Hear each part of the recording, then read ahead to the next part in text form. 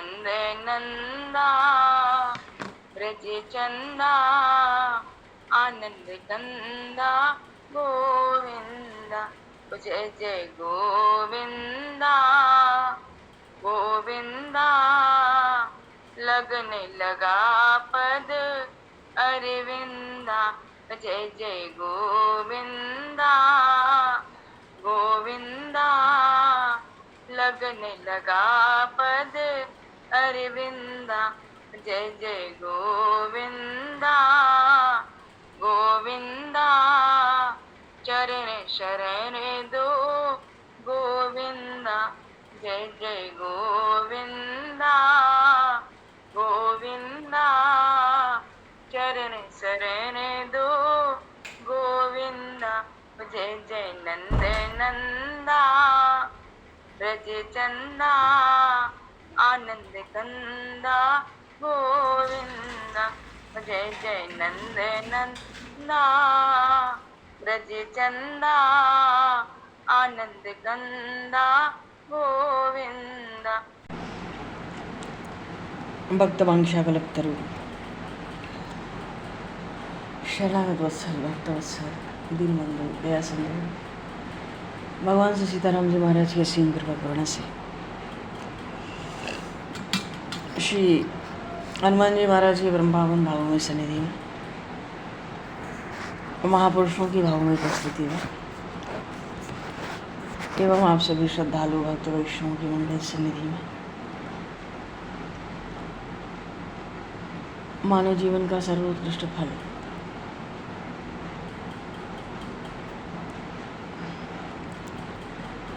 भगवत गुणगान भगवत स्मरण कार्तिक मास महोत्सव के माध्यम से हम सभी प्राप्त करने जा रहे हैं। सर्वप्रथम आप सभी भक्तजनों के श्री चरणों में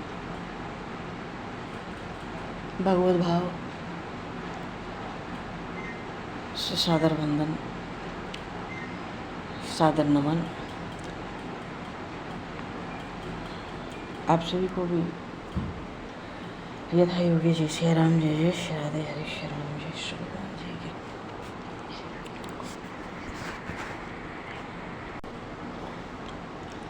जय। बरहा पीडम नटवर वपुः कर्णियो कर्णकारम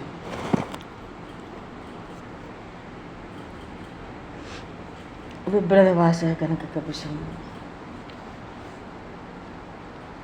वैजयन्तीं च मालां रन्ध्रान् वेणुर्धरसुधया पूरेण गोपवृन्दैः वृन्दारण्यं स्वपदरमणं प्राविशद गीतकीर्तिः।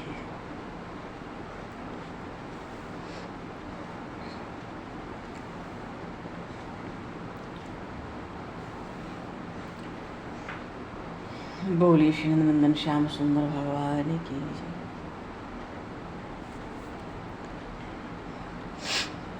श्रीमद् भागवत महापुराण की जय। श्री तुलसी मैया की जय। श्री बोलिए श्री चैतन्य महाप्रभु की जय। महाप्रभु श्री कृष्ण चैतन्य का भी तुलसी प्रेम बहुत विलक्षण था।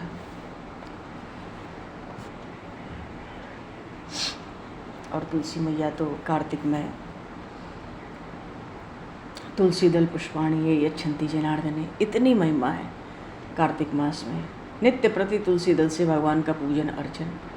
कार्तिके सकलम वत्स संपूर्ण कार्तिक मास में पापम जन्मार्जितम दहेत कहाँ कहाँ तक के और कितने कितने पाप भस्मीभूत हो जाते हैं कहा नहीं जा सकता। दृष्टा स्पृष्टात् ध्याता कीर्तिता नामतः स्तुता रूपिता सीचिता नित्यम तुलसी पूजिता नता नवधा तुलसी भक्तम ये करोन्ति दिने दिने युगकोटि सहस्राणि धनवंति सुकृतम मुने। बोली श्री तुलसी मैया की जय। ऐसी भारी भारी नवधा भक्ति अगर तुलसी मैया में की जाए तो उसकी बड़ी महिमा है। हजारों करोड़ों युगों तक जीव अपने पुण्य का विस्तार करता है।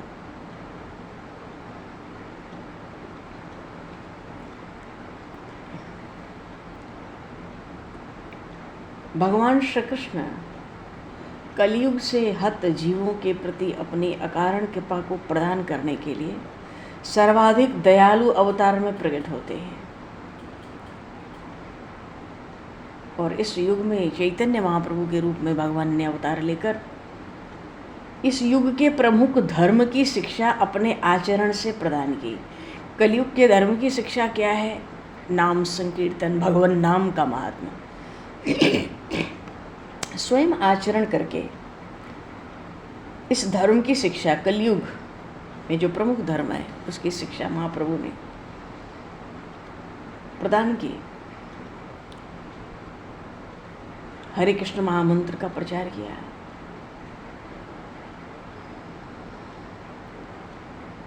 श्री तुलसी जी के सन्मुख हरिनाम संकीर्तन, हरिदास जी महाराज भी तुलसी जी के सन्मुख ही हरिनाम का संख्या पूर्वक उच्चारण करते थे।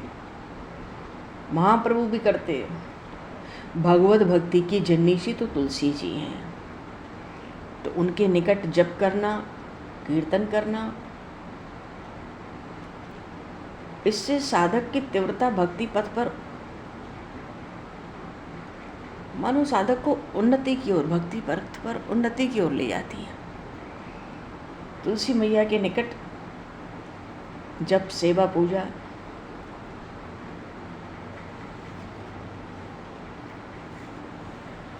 चैतन्य महाप्रभु केवल श्री कृष्ण नाम उच्चारण संकीर्तन की शिक्षा देकर शांत नहीं रहे। उन्होंने साधकों के लिए अपने निजी जीवन में आचरण करके शिक्षा प्रदान की है।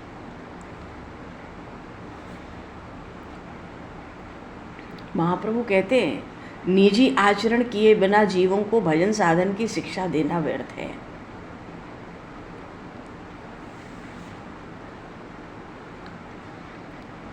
केवल मौखिक उपदेश प्रदान करके भगवत भजन की शिक्षा प्रदान करना असंभव है।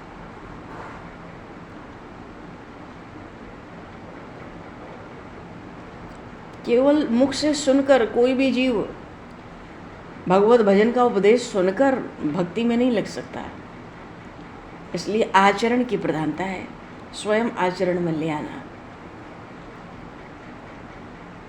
महाप्रभु कहते हैं चैतन्य देव कि भक्ति भाव से भक्ति के अंगों का पालन करके प्रचार किया जाना चाहिए। उपदेश प्रदान करके स्वयं उस शिक्षा का पालन करने से उसकी दृढ़ता स्थापित हो जाती है। चैतन्य महाप्रभु ने अपने आचरण से यह प्रदर्शित कर दिया कि किस भावना से श्री तुलसी देवी का आश्रय ग्रहण करना चाहिए। श्री तुलसी जी के प्रति जो निष्ठा है महाप्रभु की, उसका वर्णन चैतन्य भागवत में आया है और श्री वृंदावन दास ठाकुर जी ने उसको सुनाया भी है। तुलसी जी को लेके प्रभु ने जैसे लीला की, तो कैसी लीला महाप्रभु ने की। छोटे से घट में दिव्य मिट्टी भरकर उसमें तुलसी रोपण पूर्वक चैतन्य प्रभु तुलसी दर्शन किया करते थे। और कहते थे, बिना तुलसी दर्शन के मैं जल की मछली की भांति हो जाता हूँ। बोलिए श्री तुलसी मैया की जय। और सुबह सुबह अगर एकदम आँख खुलते ही सबसे पहले, प्रभु से भी पहले अगर तुलसी मैया का दर्शन किया जाए तो पूर्व दिवस के सब पाप कट जाते हैं, सुबह दोपहर शाम रात के, और भगवान के दर्शन करने का फल प्राप्त होता है। तो बिना तुलसी दर्शन के प्रभु तो कहते हैं, मैं तो जल के बिना मछली की तरह हो जाता हूँ।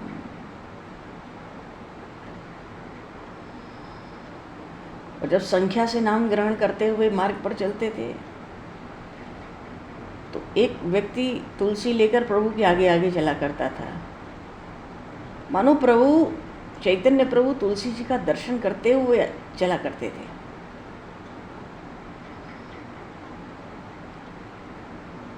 और संख्या पूर्वक जो नाम जब लेते हैं, जब प्रभु ऐसे लेते थे, किसी स्थान पर बैठते थे तो अपने पास तुलसी जी को रख लेते।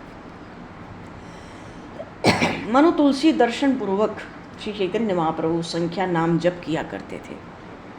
तो संख्या के नाम जप में दर्शन होता रहे, तुलसी जी का नाम जप करते रहो।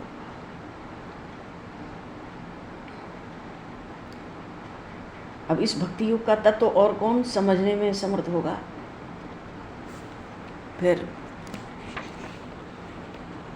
जब संख्या नाम जब संपूर्ण हो जाता है तो महाप्रभु श्री चैतन्य प्रभु तुलसी जी को साथ लेकर ही जाते थे।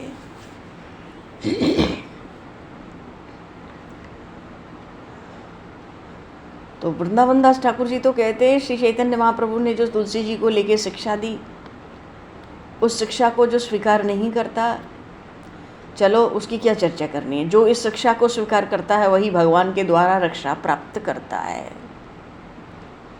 मानो जितने भगवत प्रत्यर्थ कर्म हैं, विशेष रूप से नाम संकीर्तन, नाम जप, भगवान का सेवन, अर्चन, पूजन, स्तुति, नमस्कार, प्रणाम, प्रदक्षिणा, सब तुलसी जी का दर्शन करते हुए हुए तो बहुत बढ़िया है।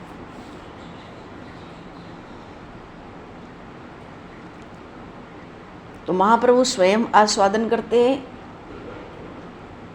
और जड़ जगत के जीवों को शिक्षा देते हैं। और गौरांग देव तो अपने नवद्वीप के निवास में प्रतिदिन तुलसी जी की सेवा का आदर्श प्रस्तुत करते हैं। प्रतिदिन सुबह गंगा स्नान करके लौटते हैं, चरण प्रक्षालन करके भगवान विष्णु की पूजा में निमग्न हो जाते हैं। फिर तुलसी महारानी का दर्शन, उनको प्रणाम, उनका अभिषेक, उनकी पूजा, उनकी परिक्रमा, उनकी स्तुति, इतना करने के बाद फिर भोजन करते हैं। और भोजन करते समय जो नैवेद्य है उसमें तुलसी दल होता है, तो बड़े आनंद पूर्वक उसको ग्रहण करते हैं।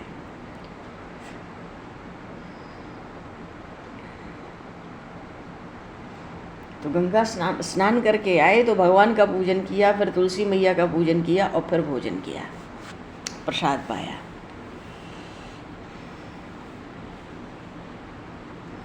जल देकर उनकी प्रदक्षिणा करते, हरि बोल करते हुए भोजन करने बैठते।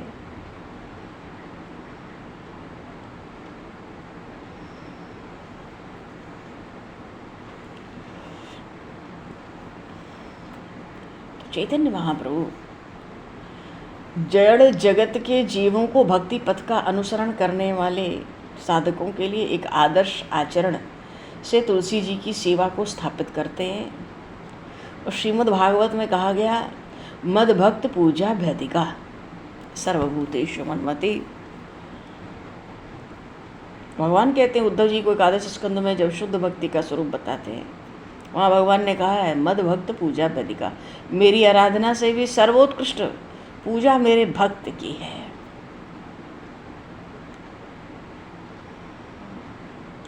ऐसे ही चैतन्य महाप्रभु भी कहते हैं मेरे भक्त की पूजा मुझसे बढ़कर है।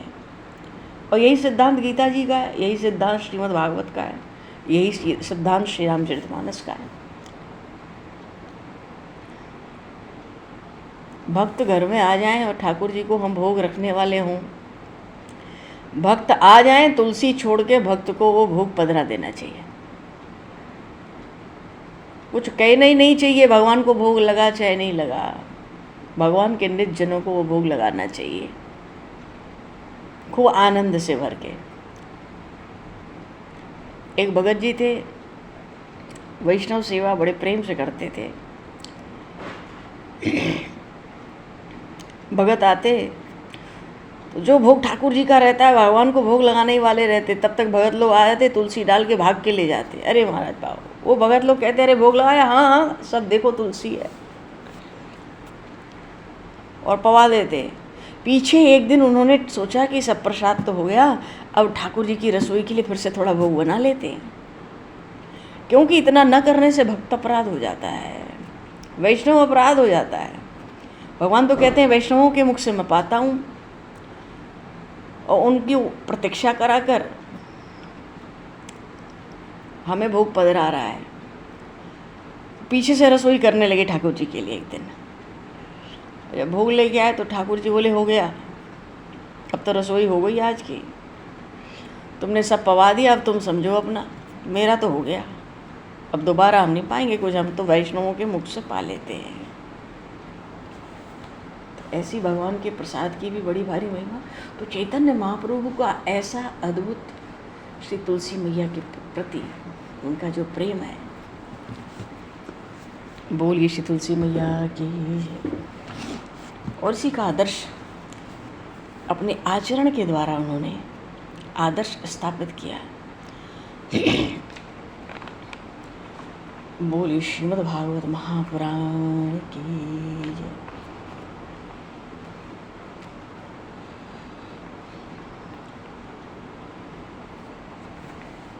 श्री सुखदेव जी महाराज की जय।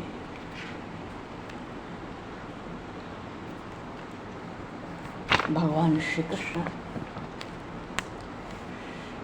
जिनके श्वासोच्छ्वास से वेद का निर्माण हुआ, जिनके चरणों से पवित्र गंगा निकली,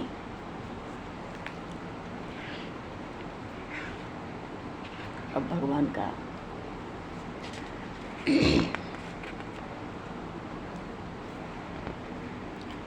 वेद का निर्माण भगवान की श्वासों से ही तो हुआ है। भगवान के चरणों से गंगा प्रकट हुई। भगवान के नाम स्मरण से संसार का बंधन छूटता है। ऐसे दयालु भगवान श्री कृष्ण, उन्होंने उद्धव जी को तरह तरह से उपदेश दिया है और भक्ति योग की प्रधानता दर्शाई है। भगवान श्री कृष्ण सब कारणों के कारण हैं, कारणातीत और माया को शक्ति देने वाले हैं। जैसे फिल्म बनती है, अब उसमें कोई बढ़िया से बढ़िया भोजन भी दिखे, बढ़िया से बढ़िया घूमने की जगह भी दिखे, तो किसी के मन में शायद ये भाव आता हो कि बढ़िया बढ़िया भोजन खा लो, हम भी खा लें, हमें भी मिल जाए, ये बढ़िया हम भी घूम यहाँ। क्योंकि वस्तुतः वो वस्तु उसमें है नहीं, वो तो दिख रही है। फिल्म की रील होती है, उसके ऊपर फोकस पड़ता है, लाइट पड़ती है, वो दूर जाके पर्दे पे दिखाई पड़ता है। पर्दे पे तो कुछ होता है नहीं, काम तो कहीं और होता है। ऐसे ही जो संपूर्ण जगत है, भगवान का फोकस ही तो है। भगवान का फोकस मिला और माया कितना कुछ रच देती है। वस्तुतः कुछ है नहीं जो दिखता है। अब जो चीज़ है ही नहीं तो बढ़िया बढ़िया भले दिखे, खाने का मन थोड़ी करता है। अब कोई फ़ोटो देखें उसमें बढ़िया बढ़िया भोजन हो तो खाने का मन थोड़ी करेगा, क्यों? मिलेगा ही नहीं। मन भी करेगा तो मालूम है, और ये भी मालूम है कि है ही नहीं, तो इसके लिए क्या इच्छा करें। तो माया की रील पर भगवान का जब फोकस पड़ता है तो ये सारा विश्व प्रपंच ऐसा ही दिखलाई पड़ता है। अब अंधेरे में लाख वस्तु हों, जब तक बल्ब न जले तो कुछ नहीं दिखता है। तो संपूर्ण विश्व सृष्टि भी भगवान के प्रभाव से दिखती है। भगवान शिव माता पार्वती से कहते हैं, यही विधि जग हरि आश्रित रही, तदपि असत्य। है झूठा पर बड़ा दुख देता है जगत, तदपि असत्य देत दुखदाई। यही विधि जग हरि आश्रित रहे। सारा जगत भगवान के आश्रित है। आश्रय का अर्थ है जैसे हम चलते हैं, खाते हैं, सोते हैं, दौड़ते हैं, बैठते हैं, तो पृथ्वी का आश्रय रहता है। उसके बिना हमारी कोई क्रिया संभव नहीं है। ऐसे ही जीव न तो भगवान के बिना जी सकता है, न भगवान के आश्रय के बिना कुछ कर सकता है। अब जैसे कोई बच्चा हो, वो तो माँ के अधीन रहता है, माँ को देखता रहता है, प्रसन्न है। नहीं देखा तो उसके पास एक ही बल है रोने का। अब जब तक वो खेल कूद में लगा रहता है तो माँ भी सोचती है घर के काम निपटा लो, पर जब वो खेल कूद से ऊब जाता है, सब उठा के खिलौने फेंक देगा, तो माँ को उठाना पड़ता है कि उसको अब काम बंद करो, चूल्हा बंद करो, चूल्हा ठंडा करो, आओ उठा। ऐसे ही जीव जब तक माया में, भगवान की मायामय वस्तुओं में आकर्षित रहता है, उसमें लगा रहता है। प्रभु कहते हैं लगे रहो, जब तुम हमारे लिए व्याकुल होगे तब देखेंगे। और देने वाले सब प्रभु ही हैं। भगवान तो ऐसी ऐसी बातों को पूरा कर देते हैं जीव के जो सर्वथा अनुचित हो, पर भगवान वस्तुतः कल्प भक्तवांक्षा कल्पतरु है।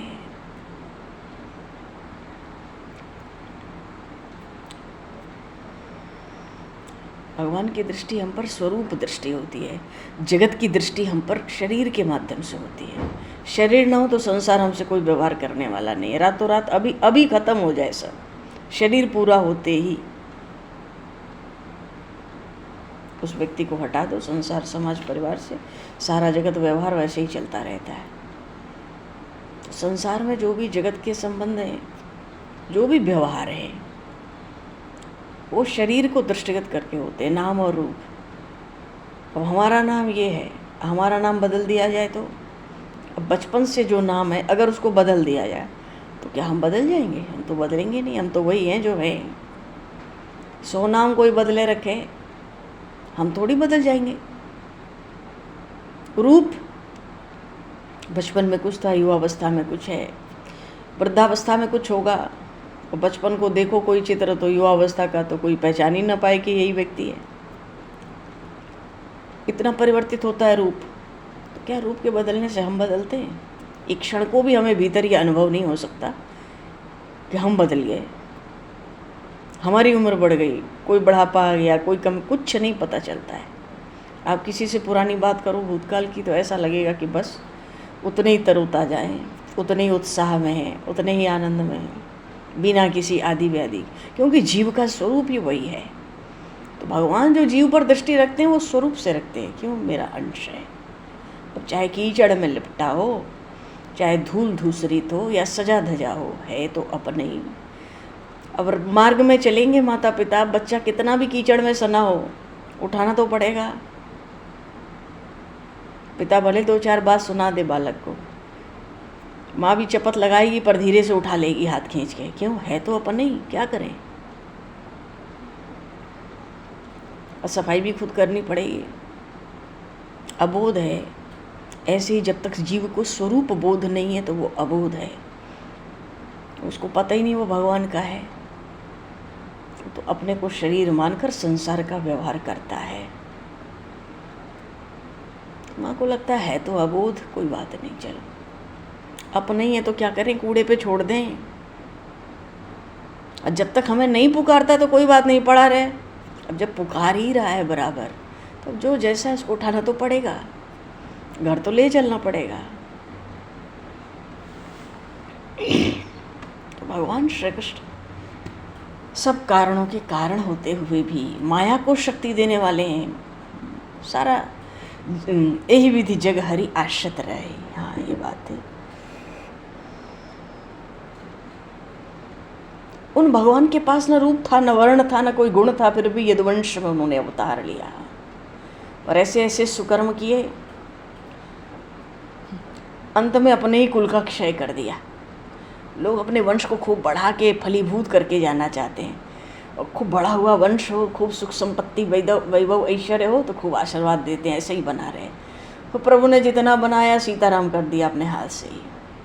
चलो, माया की सत्ता से भगवान मत्स्य रूप धारण किए, कुर्म अवतार धारण किए, वराह अवतार धारण किए, नरसिंह अवतार धारण किए। और भगवान श्री कृष्ण अवतार नहीं है, वे अपने ज्ञान स्वरूप को अवतार देते हैं। भगवान श्री कृष्ण का जो चरित्र है वो अतर्क्य है। अब दर्पण में अपना प्रतिबिंब दिखता है, हाव भाव कुछ बनावे, हम रोने की शक्ल बनावें तो रोने जैसे दिखेंगे, हंसने की शक्ल बना लें, भले नाटक करें तो हंसते हुए दिखेंगे। ऐसे ही भगवान श्री कृष्ण ने यदुवंश में जन्म लिया और कर्म किए, जैसे दर्पण में कोई प्रतिबिंब। दर्पण जरा हटा लो बस प्रतिबिंब गायब। ऐसा ही श्री कृष्ण का निर्माण भी था।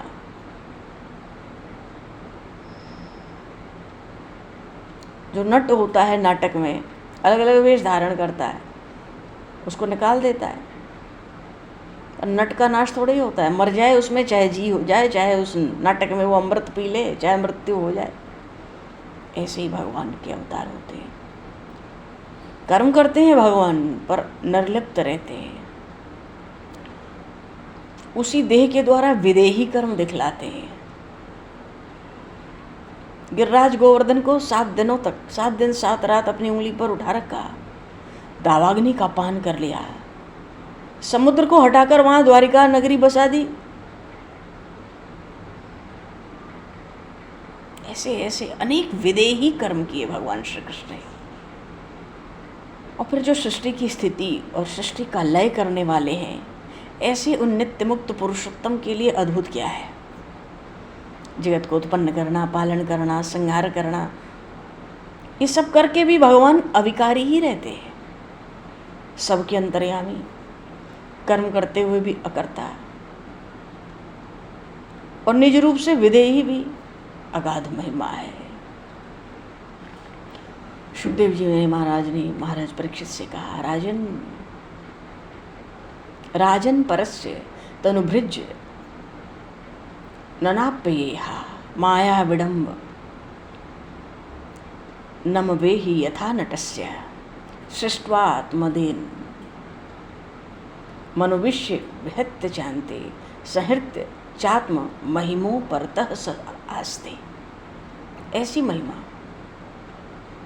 मर्तेन यो गुरुसुतम यमलोक नीतम त्वाम चान यच्छ रणदः परमास्त्र दग्धम। भगवान श्री कृष्ण ने इसी देह से, अपने अवतार शरीर से यमलोक जाकर यमराज का निग्रह करके गुरु सांदीपनी के मृत पुत्र को पुनः जीवित करके पृथ्वी पर ले आए। इतना ही नहीं, माता देवकी के जो 6 पुत्रों की कंस ने हत्या कर दी थी, आगे के चरित्रों में भगवान उनको भी ले आके माता देवकी से मिलाए। क्यों? माता देवकी के हृदय का दुख जाता ही नहीं था। भगवान ने माता की भी इच्छा पूरी की। और वो अश्वत्थामा का ब्रह्मास्त्र उसको कहते हैं जो ब्रह्मांड को भस्म भी करने की सामर्थ्य रखे। ऐसी महाशक्ति। सुखदेव जी कहते हैं, हे परीक्षित, आपकी माता उत्तरा के गर्भ में आपको जलता देखकर सुदर्शन चक्र को भेजकर आपकी रक्षा की।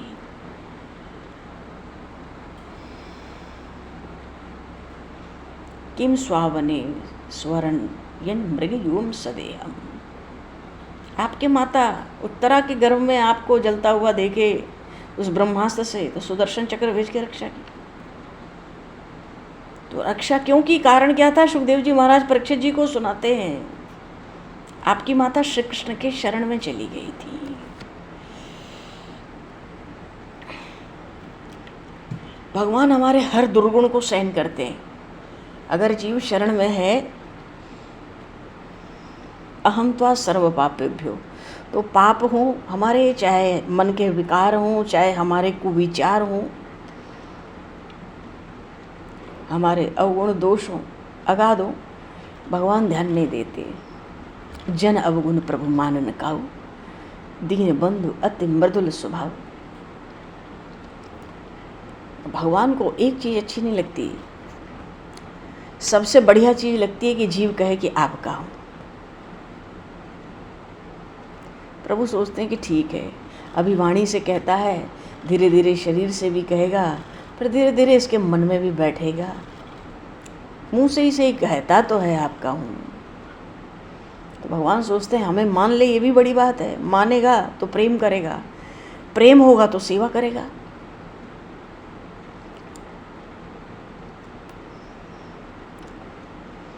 तो भगवान को मान लेना अपना, भगवान से प्रेम करना और भगवान की सेवा करना, यही सर्वोच्च मानवता है, यही मनुष्यता है, यही मनुष्य जीवन की सार्थकता है।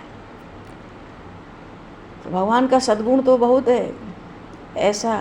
ऐसा अंतःकरण भगवान का है कि भक्त का, निज जन का कोई दोष, कोई अपराध, कोई विकार, कोई कुविचार कुछ नहीं दिखता ही नहीं है। कोई दिखाना चाहे, प्रभु के कान भरना चाहे, प्रभु ये ऐसा ऐसा है, प्रभु की आंख लाल हो जाती है तो नहीं देर में। डर के मारे भागता होगा, वो दिखाने वाला है। दिखाने वाला नहीं, दिखाने की चेष्टा करने वाला। भगवान प्रसन्न होते हैं जब जीव कहे मैं आपका हूं।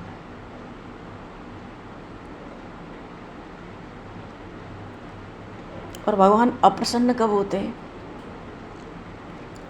सबसे ज़्यादा अप्रसन्न भगवान तब होते हैं जब कोई जीव कहे मैं तो आपका हूँ, पर जब आवश्यकता पड़े तो दूसरे की ओर आशा की दृष्टि से देखे, संकट आ जावे तो भरोसा किसी और का करे। प्रभु कहते हैं जा,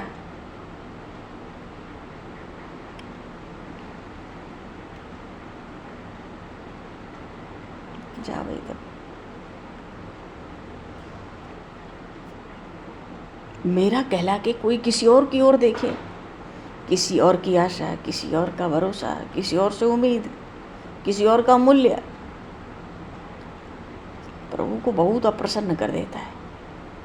अब कोई मन से तन से ना कहे, बस वाणी से ही कहे प्रभु आपका हूँ, प्रभु प्रसन्न होते हैं। हाँ, मुस्कुराते हैं, ठीक है, क्यों है तो अपने ही, आएगा कभी रास्ते पे, कहना तो शुरू करे। बोलिए श्री भक्तवत्सल भगवान की जय। जो शरणागत होता है वो अपने सब कर्म का आचरण, यहाँ सुखदेव जी महाराज परीक्षित जी से कह रहे हैं ना कि तुम्हारी माता उत्तरा के गर्भ में जब तुम जल रहे थे तो उन श्री कृष्ण ने सुदर्शन चक्र भेजकर तुम्हारी रक्षा की, और रक्षा तुम्हारी क्यों की? अगर वो शरण, कितनी ऊंची बात यहाँ पर कैसा रहस्य प्रकट कर रहे हैं परीक्षित जी को भगवान श्री कृष्ण की रक्षा करने का कारण ये था कि आपकी माता श्री कृष्ण की शरण में चली गई थी, शरणागति। तो जो शरण में है प्रभु के और आशा किसी और से करे, 5 पांडव भी हैं, आशा किसी और से करे, भरोसा किसी और का रखे, तो प्रभु रक्षा कर ही नहीं सकते। तुम खुद कर लो भाई अपना, क्योंकि भगवान का परम कर्तव्य एक ही है, शरणागत की रक्षा है। जो मेरा हो गया उसका बाल बांका नहीं हो सकता, तो शरणागति बनी रहे। क्योंकि भगवान परीक्षा भी बहुत लेते हैं, क्योंकि पूरा 16 आना लेंगे, एक दिन में शरणागति तो होती नहीं।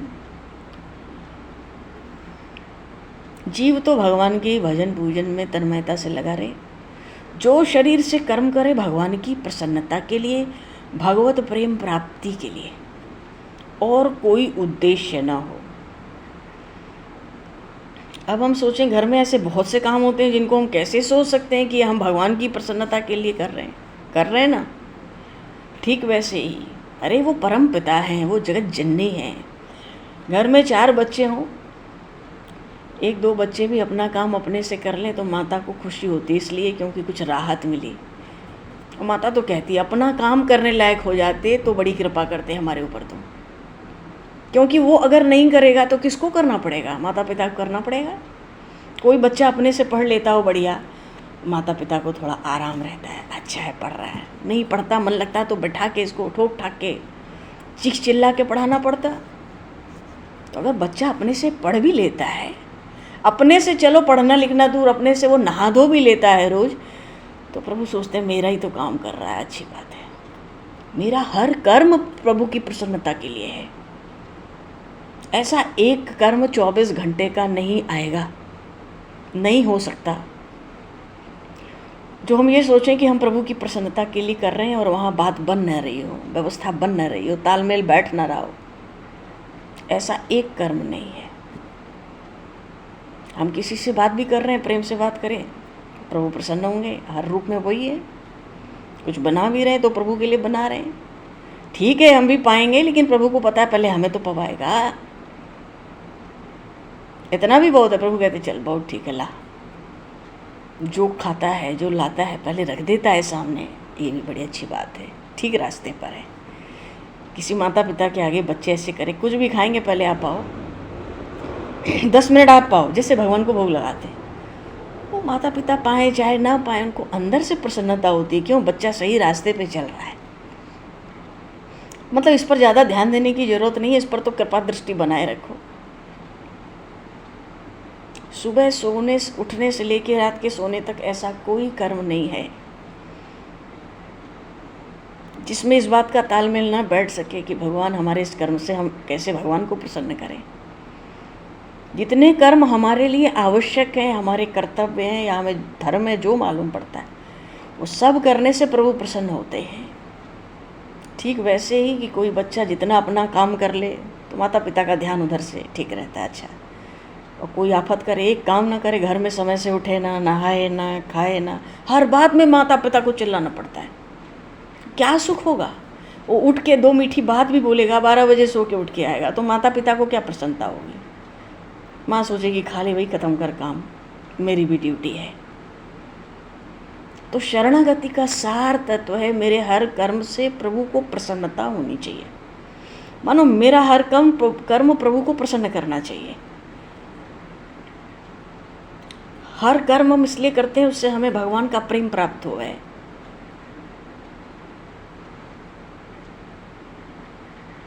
प्रसन्न होंगे तो कृपा होगी, प्रेम मिलेगा ही, भक्ति मिलेगी, शरणागति सिद्ध होगी।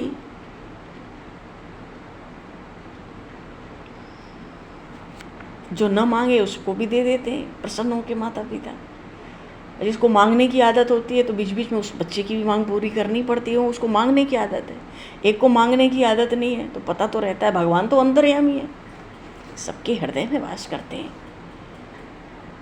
तो परीक्षित जी को सुखदेव जी महाराज कहना चाहते हैं, तुम्हारी माता ने प्रभु की शरण ली थी ना, तुम्हारी माँ ने, इसलिए भगवान ने गर्भ में रक्षा की, जलते हुए ब्रह्मास्त्र से तुम्हारी अपना सुदर्शन चक्र भेजकर गर्भ के भीतर, क्योंकि शरणागत की रक्षा भगवान का सबसे परम कर्तव्य है।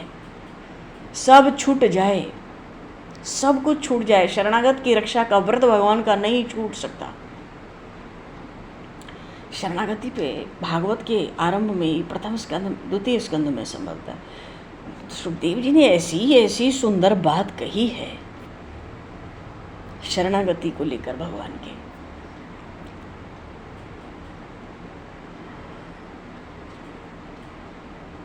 ब्राह्मण का पुत्र था, उसकी छठी की पूजा थी। उस दिन अर्जुन ने यदुवंशियों के सामने प्रतिज्ञा कर ली, मैं इसकी रक्षा करूंगा ब्राह्मण के आग्रह से। फिर भी बालक की मृत्यु हो गई। ब्राह्मण ने अर्जुन को बहुत फटकारा, अर्जुन बहुत लज्जित हुए, पर भगवान श्री कृष्ण को अर्जुन पर दया आ गई। भक्त की सहायता के लिए प्रभु दौड़ पड़े, तो अर्जुन को साथ ले लिया रथ में प्रभु ने और क्षीर सागर चले गए और श्री नारायण के यहाँ से उस ब्राह्मण के पुत्र को द्वारिका में वापस लाए। इसको कहते हैं गई गई बहुर गरीब नवाजो, सरल सबल साहिब रघुराज। गई बहुर गरीब नवाजो। गोस्वामी जी का जो काव्य है अद्भुत है भाई। गई हुई वस्तु को भी लौटा लाते हैं प्रभु, जिसके लौटने की कोई गुंजाइश ना हो, संभावना ही ना हो। माता अहिल्या का सतीत्व नष्ट हो गया था, उस सतीत्व लौटा दिया प्रभु राम ने। गया हुआ सतीत्व किसी स्त्री का लौट सकता है क्या? त्रिकाल में संभव है कि कहीं कोई उदाहरण इतिहास में है? अरे प्रमाण की छोड़ो, सहज हम सोचें किसी स्त्री का अगर सतीत्व चला जाए तो क्या वो लौट सकता है? गुरुपुत्र मर गया था पर वो लौट के आया। माँ देवकी के 6 पुत्र मर गए थे पर लौट के आए। अर्जुन को इतना लज्जित होना पड़ा यदुवंशियों के बीच में, भगवान जाके क्षीर सागर में नारायण के पास से मरे हुए ब्राह्मण के पुत्र को जो 6 दिन का था लेकर आए। तो ब्राह्मण ऐसा श्राप देता है, अर्जुन की गति नहीं होती। ऐसा नहीं है कि संकट पड़ा तो माया मोह छा गया तो शरण में आ गए तो केवल गीता का उपदेश ही देते हो। प्रभु ने सब किया भक्तों के लिए। बाणासुर की भुजाओं का नाश कर डाला प्रभु ने, 1000 भुजाएं थी उसकी। राजा बलि का पुत्र था। मदद के लिए भगवान शंकर आए थे, नंदी आए थे, भृंगी आए थे, वीरभद्र आए थे, कार्तिक स्वामी युद्ध में आ गए। और सबको भगवान श्री कृष्ण में बाणासुर के युद्ध में हरा दिया और भयंकर उन महाकाल भगवान शिव को भी युद्ध में जीत लिया। विलक्षण जीता, धनुष बाण चला के थोड़ी जीता।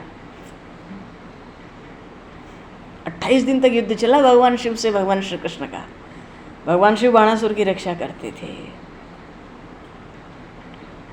जैसे महाराज अम्बरीश अयोध्या के राजा थे, जब वो राजा थे तो सुदर्शन चक्र उस राज्य की रक्षा करते थे, क्यों? वो तो भजन करते थे बस। तो बाणासुर ऐसा भगवान शिव का भक्त था कि उसके राज्य की रक्षा भगवान शिव का त्रिशूल करता था। भगवान शिव का अनन्य भक्त, रक्षा करने तो आना पड़ेगा। पुकारने लगा, ठाकुर जी को देखा तो घबरा गया, पुकारने लगा। उसकी माँ दौड़ के आके भगवान के चरणों में गिरी थी, याचना की थी जीवन दान के लिए। तो बाणासुर के 4 भुजाएं शायद संभवतः भगवान श्री कृष्ण ने छोड़ दी, बाकी तो सब खत्म कर दी। क्यों? उसी से तो अभिमानी हो गया था वो। मानो भक्तों का कष्ट दूर करने वाले भगवान श्री कृष्ण का जो प्रताप है वो अलौकिक है। बहेलिये ने इतना भयंकर अपराध किया, उसको भी स्वर्ग भेज दिया और सदैव भेजा, तुम इसी शरीर से जाओ।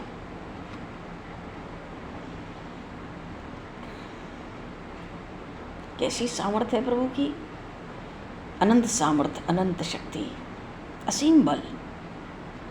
उस असीम में भी कुछ विलक्षण असीम बल है।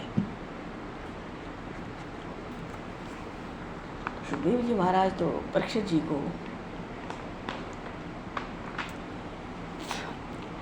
लोकाभिरामम स्वतनु धारणा ध्यान मंगलम योग धारणया नेप्या दग्ध्या धामा विश्व सुखम। भगवान श्री कृष्ण का सौंदर्य जगत को मोहित करने वाला था। लोकाभिरामम स्वतनुम, दर्शन करते ही उनका मन रम जाता था। लक्ष्मी माता उनके चरण के दर्शन से अपना भान भूल गई, नहीं तो उनकी सेविका भी जिस वृक्ष को देख ले वो कल्प वृक्ष बनता था। खेल कूद में घरौंदे बनाती तो इतने 14 भुवन 3 लोक के लोकपाल अपने अपने लोक लेके बस गए, और जाके बिगाड़ दिया बच्चों की तरह तो सब दरिद्र कंगाल हो गए, सब देवता देवी। ऐसी सामर्थ्य है जिन लक्ष्मी जी की। और आत्माराम है ना, सबके अंदर बसते हैं, सबको जगत को सुख देने वाले। और अपने साधक के ध्यान की सिद्धि के लिए लीला से घनश्याम मूर्ति धारण करते हैं। और जिसके हृदय पे प्रभु अधिकार कर लेते हैं स्वतः ही विदेही हो जाता है। जिनका नाम स्मरण करने से भक्त का जन्म मरण दूर हो जाता है।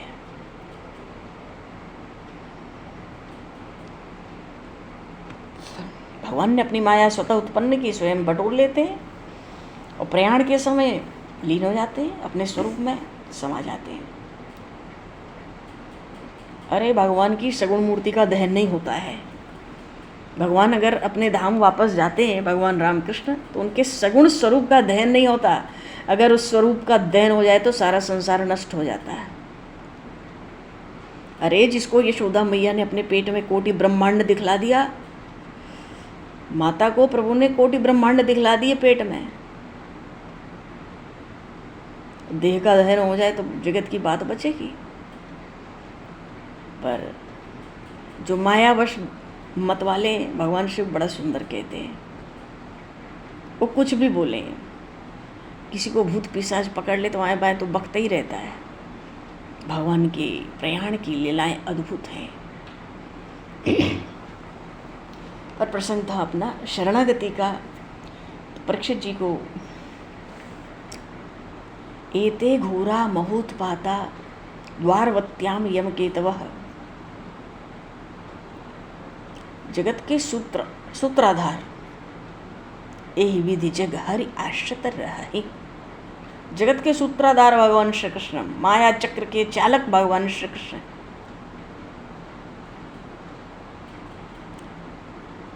द्वारिका 7वीं मोक्षपुरी है, मरते ही मोक्ष प्राप्त होता है। ये भगवान बड़े बुद्धिमान है। भगवान इतने बुद्धिमान है, क्षण क्षण में इतनी चतुराई, इतनी बातें प्रभु पर रहती हैं।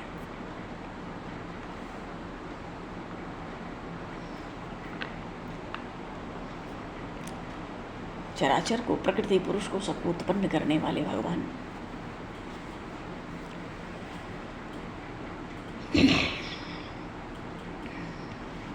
और माया का चमत्कार तो तर्क है। अब माया की चर्चा क्या करनी, बोलो भक्त वत्सल भगवान की जय, श्री नंदनंदन श्याम सुंदर भगवान की जय, श्री द्वारकाधीश भगवान की जय, श्रीमद् भागवत महापुराण की जय। श्री राम राजा सरकार की जय, गौरी शंकर भगवान की जय, हनुमान जी महाराज की जय, सदगुरुदेव भगवान की जय। भगवान हाँ, समय को दृष्टित करते हुए आज यहीं पर वाणी प्रोग्राम और वाक्य पुष्पांजलि प्रभु के श्री चरणों में सादर समर्पित, और आप सभी को भी यथा योग्य जय सिया राम, जय जय श्री राधे, जय श्री राम, हरि हरि राधे श्री राधे, जय श्री राम, जय श्री राम, हरि राम, प्रणाम, जय जय श्री राम, राधे राधे, जय श्री राम, जय श्री राम, जय श्री राम।